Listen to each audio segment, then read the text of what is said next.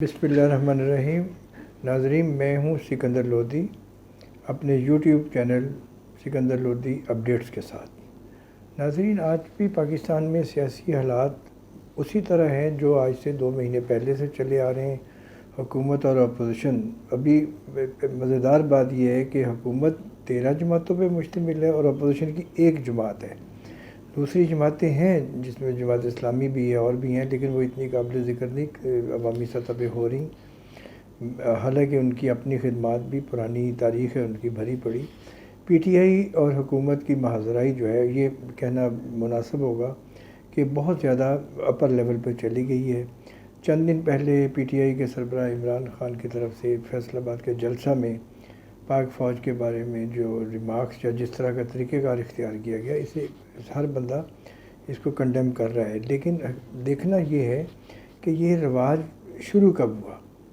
مسلم league نون بھی اس پہ pitch کرتی رہی ہے، مسلم لیگ پیپلز پارٹی کے آصف علی زرداری صاحب بھی کبھی پیچھے نہیں رہے۔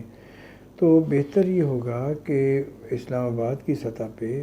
ایک ایسا سسٹم ڈیولپ کیا جائے کہ جو ایک ضابطۂ اخلاق سیاسی لیڈروں کے لیے بھی اور میڈیا کے لیے بھی ڈیولپ کرے کہ یہ اخلاقیات ہیں، اس کے دائرے میں آپ اداروں کا تحفظ بھی کریں اور اداروں کو عزت بھی دیں۔ اب اگر خدا نخواستہ یہ سلسلہ بڑھتا گیا اور اس کے اوپر آرگومنٹ آتے گئے، آرگومنٹ آئیں گے تو کانٹرا آرگومنٹ بھی آتے ہیں، تو اس کے نتیجے میں پھر ملک میں ایک غیر یقینی صورتحال میں مزید اضافہ ہوگا۔ ابھی جو چاروں صوبوں میں میرے کچھ لوگوں سے رابطے ہوئے ہیں، ان کے مطابق پورے پاکستان میں اس وقت بزنس جو ہے وہ اسٹینڈ سٹل ہے۔ ٹھیک ہے، اس کے میں کچھ اللہ تعالیٰ کی جو ہمارے اوپر قدرتی آفت ہے، جو کہ ہماری اپنی نالائکیوں کی وجہ سے جس میں اضافہ ہوا ہے کہ ہم نے پلاننگ کوئی نہیں کی، کوئی انویسٹمنٹ نہیں کی، جو بھی پیسہ آیا وہ کمیشن میں چلا گیا، ادھر ادھر چلا گیا، ٹھیکوں میں چلا گیا۔ تو کوئی اگر ڈیولپمنٹ چھوٹی موٹی بھی انفراسٹرکچر کی ہوئی ہوتی تو آج انٹرنیشنل جو ایسٹیمیٹس ہیں وہ یہ نہ کہتے کہ پاکستان کو الٹیمیٹلی 15 سے 20 بلین ڈالر ریکوائرڈ ہوں گے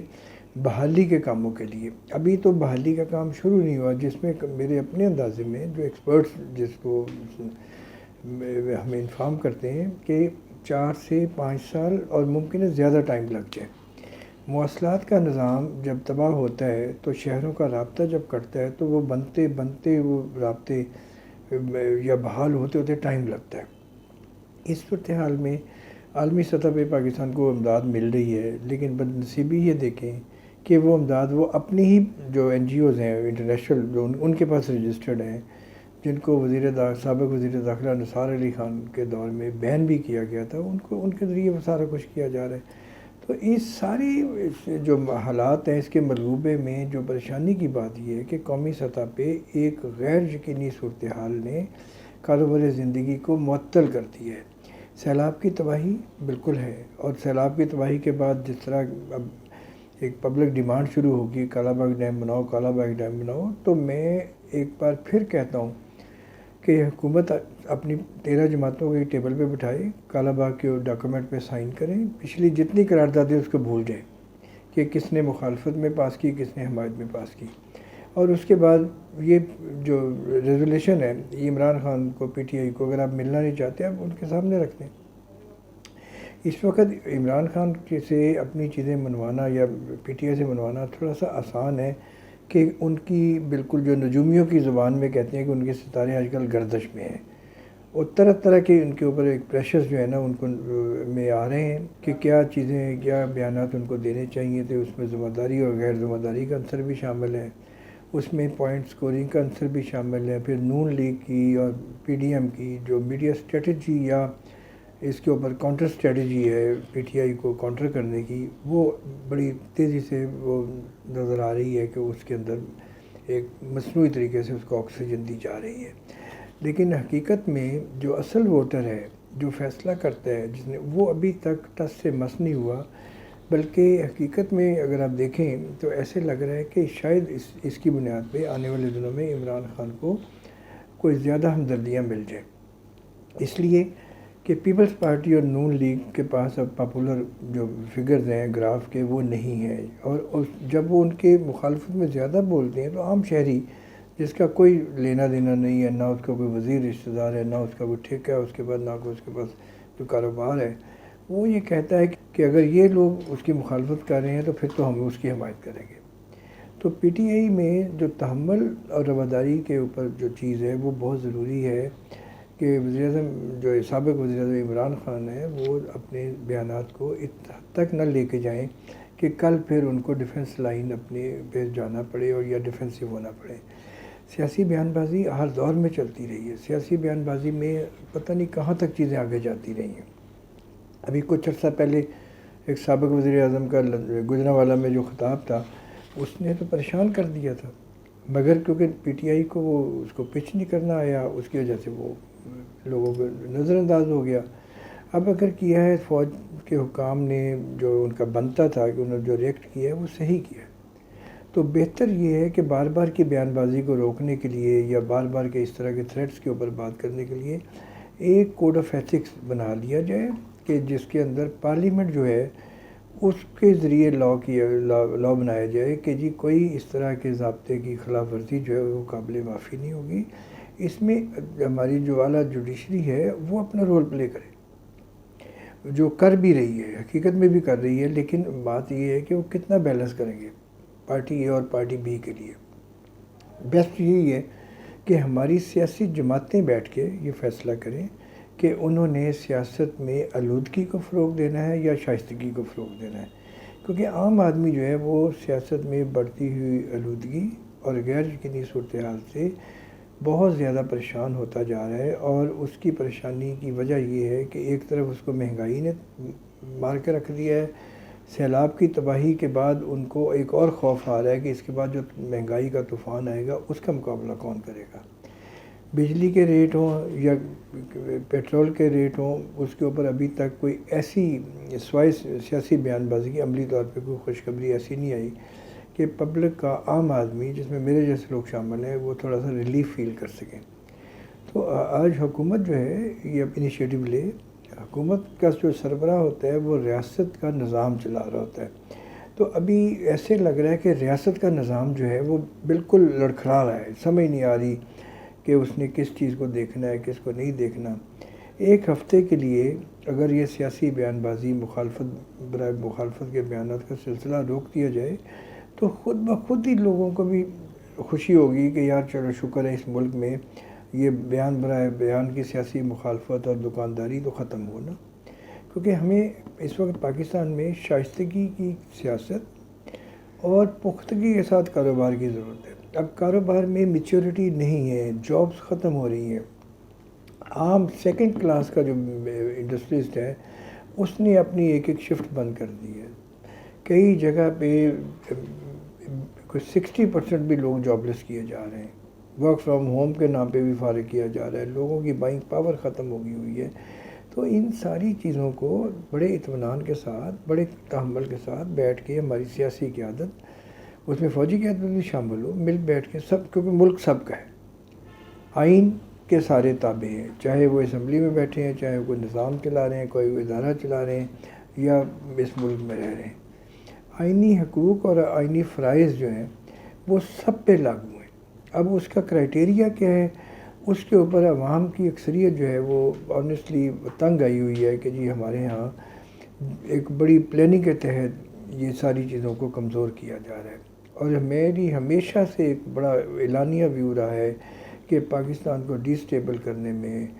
امریکہ، اسرائیل تو ہے ہی ہے، سب سے زیادہ مؤثر جو ہے وہ انڈیا لابی ہے۔ انہوں نے اس طریقے سے یہاں پینیٹریشن شروع کی ہوئی ہے کہ جو انویزیبل ہے، کسی کو سمجھ نہیں آ رہی کہ انہوں نے اپنے کن کے طریقوں سے قوم کو ایک سلو پائزن یا سلو پلز دینی شروع کی ہیں۔ ان سلو پلز کی جو اپنا گروتھ ہے یا بڑھوتی ہے اس کو روکنے کی ضرورت ہے۔ ہندوستان کبھی پاکستان کا دوست نہیں ہو سکتا، نہ اس سے آپ دوستی کی توقع کریں، وہ دشمن ہے، دشمن رہے گا۔ آج پتہ نہیں کیا افسوسناک یہ المیہ چلا آ رہا ہے کہ ابھی بھی پاکستان کی عوام کی اکثریت جنہوں نے 1970-71 کا المیہ دیکھا ہے سقوط ڈھاکہ کا، وہ ابھی بھی اس چیز کو یاد کر کے روتے ہیں، اور وہ ڈرتے ہیں کہ خدا نہ خواستہ کوئی اس طرح کی دوبارہ کوئی ایسی حرکت کسی صوبے کی طرف سے، کسی اور یونٹ کی طرف سے نہ ہو جائے۔ یونٹ کا نظام ریموٹ کے اوپر چلتا ہے، جو ریموٹ وفاق کے پاس ہوتا ہے۔ ابھی وفاق کے بارے میں خود پی ٹی آئی کی قیادت اور باقی جو اینٹی گورنمنٹ لوگ ہیں وہ کہتے ہیں کہ اسلام آباد کے ساتھ حکومت کہیں نہیں ہے۔ تو حکومت کی یہ جو فوٹو سیشن ایکٹیویٹیز ہیں کہ یہ کر دیا، یہ کر بھی، قومی خزانے سے پیسے آپ دے رہے ہیں نا، قومی خزانے کا استعمال آپ چاروں صوبوں میں برابر کریں۔ کیا کے پی میں نقصانات نہیں ہو رہے؟ کیا بلوچستان میں نقصانات نہیں ہو رہے؟ سندھ میں پہلے تو یہ دیکھا جائے کہ وہاں کی حکومتوں نے پچھلے 10 سال میں 20 سال میں کیا ہے۔ اگر ایک فنانشل اکاؤنٹیبلٹی کا یہ کانسیپٹ پہلی بار واضح ہو جائے تو شاید آئندہ سے سیاسی جو یوز ہے قومی فنڈز کا یا وسائل کا وہ روکا جا سکتا ہے۔ ابھی اس ساری صورتحال میں جس کی ایک بڑی افسوسناک بات یہ ہے کہ ہمیں عام آدمی کو سمجھ نہیں آ رہا کہ وہ آج صبح کا دن اس کا کیسے نکلے گا سورج اس کا، اور شام کیسے ڈھلے گی۔ روٹی اور سیکیورٹی اس کا بیسک چیلنج بنتا جا رہا ہے۔ اعداد و شمار کے مطابق پاکستان میں اس وقت 80% کے قریب جی ڈی پی کے ریشو سے ہمارے غیر ملکی قرضے جو ہیں وہ بڑھ گئے ہیں۔ اب یہ قرضوں کی تعداد جو جنرل پرویز مشرف کے دور میں لا پاس ہوا تھا اس کے تحت 65% سے ابو نہیں ہونے چاہیے تھے، ٹھیک ہے۔ ابھی اگر یہ 79% پلس پہ یا 80% کلوز ٹو 80% ہو گئے ہیں تو اس میں خود یعنی بعض اخبارات میں یہ بتایا گیا کہ نون لیگ کے خود اپنے لوگ کہتے ہیں کہ مفتاح اسماعیل صاحب جو ہیں وہ he was the on the top کے جن کے دور میں زیادہ قرضے لیے گئے، کیونکہ کم سے کم پیریڈ میں اگر بھاری قرضے آپ لیں گے تو اس کا انٹرسٹ تو چارج ہوگا نا، میٹر تو آن ہو گیا۔ آگے جب یہ لوگ آئیں گے قرضوں کا بوجھ ان پہ پڑے گا۔ پاکستان کو اگر بچانا ہے ہم نے اور اچھے طریقے سے چلانا ہے تو سمپل بات ہے کہ خود انحصاری اور سادگی کی طرف آئے۔ یہ جو طرح طرح کے سوٹ پہن کے تصویریں بنائی جاتی ہیں، ایکٹیویٹیز ہوتی ہیں، آپ اس کو اوائڈ کریں۔ آپ سنگل ڈش کا ایک سیاسی ڈرامہ پاکستان میں ہوتا رہا ہے، آپ اس کے اوپر پراپرلی عمل درآمد کرائیں، ٹریولنگ کاسٹ لوگوں کی کم کرائیں، وزیروں کے خرچے جو ہیں اس کو کنٹرول کریں، اور کارپوریٹ سیکٹر کو کہیں کہ جی وہ اپنی جو سی ایس آر ہے یا کارپوریٹ سوشل رسپانسبلٹی اس کے تحت سوشل سیکٹر میں کام کریں، تو بہت ساری مشکلات لوگوں کی، بہت ساری پریشانیاں حل ہو سکتی ہیں۔ پچھلی ویڈیو میں ناظرین ہم نے اوورسیز پاکستانیز کے بارے میں کہا تھا کہ سیلاب کے حوالے سے وہ جو فنڈنگ کر رہے ہیں اس کو ہم کیسے یعنی ایک چینلائز کر سکتے ہیں۔ اس وقت تقریباً 95 لاکھ یا 1 کروڑ پاکستانیز ہیں جو سعودیہ سے لے کے امریکہ سے لے کے دنیا بھر میں پھیلے ہوئے ہیں، اور کافی تعداد اچھے ملکوں میں جہاں کی کرنسی بھی بڑی سٹرونگ ہے۔